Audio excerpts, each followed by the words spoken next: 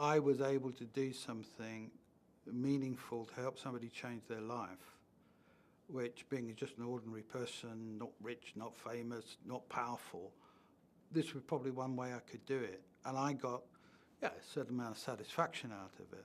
But I think the reward was as great for me as it was for the recipient. And I do believe very strongly that we need to work together and help each other. And that's an important philosophy for me.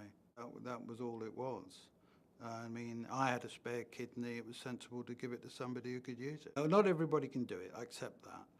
But I think if you are in a position to do it, then to me it's a fairly natural thing to do. It's probably to do with the way I was brought up.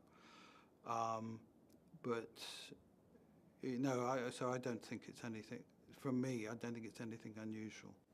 When you give somebody something, it's not just the person who receives it gets something. You get a lot out of it. Probably the biggest question I've been asked by friends and families and acquaintances was, why did I do it?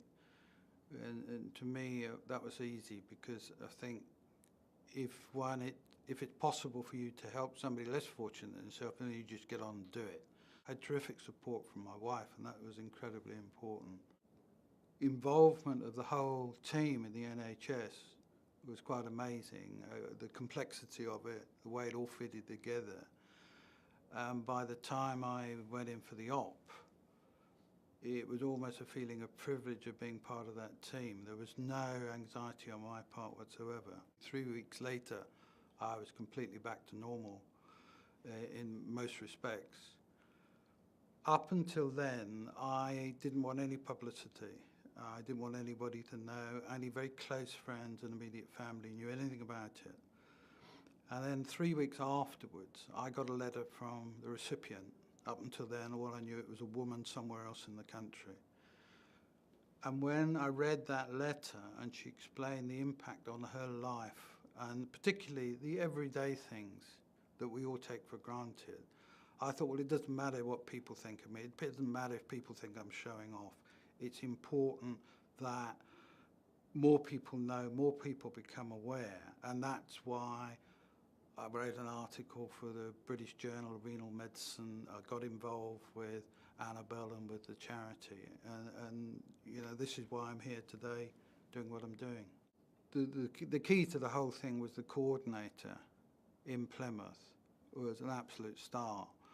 And I met different people in different parts of the hospital, different tests, different specialists. But it all tied together, it all knitted together, which quietly amazed me. I spent 30 years in the civil service where joined up thinking isn't terribly common. And it really was, you really felt good to be part of that team. I'm quite happy to know that the kidney worked and her life improved tremendously, and the latest reports I heard indirectly, she's doing all right.